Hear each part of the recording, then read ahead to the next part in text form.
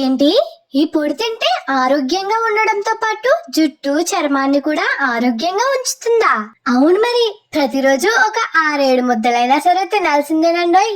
మరి చేసి పెట్టేద్దాం, వచ్చేయండి. ముందుగా ఒక కడాయిలో కొంచెం నువ్వుల నూనె వేసి అందులో గుప్పెడు గుళ్ళేసి కాస్త దోరగా వేపుకుని పచ్చనపప్పు మినపగుళ్ళు వేసి 3-4 నిమిషాలు వేపుకుని ఓ అరకప్పు వరకు ధనియాలు 5-6 వెల్లుల్లి రేకులు ఓ చెంచా జీలకర్ర వేసేసి కాస్త రంగు మారనివ్వండి. ఇప్పుడు ఇందులో ఎండుమిరపకాయలు వేసేసి నిమిషం పాటు వేపుకుని రుచికి సరిపడా ఉప్పు చిన్న నిమ్మకాయ సైజ్ చింతపండు వేసి 2-3 నిమిషాలు వేపుకున్నాక తీసి పక్కనెట్టేసుకోండి. తర్వాత అదే కడాయిలో మునగాకేసి ఇలా బాగా వేపుకుని తీసి పక్కనెట్టేసుకోండి.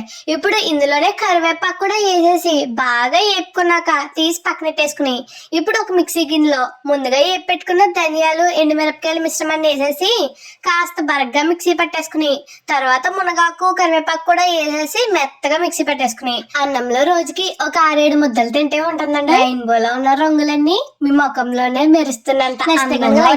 మీకు ఎలా అనిపించిందో కమెంట్ చేసేయండి. ఉంటాను మరి.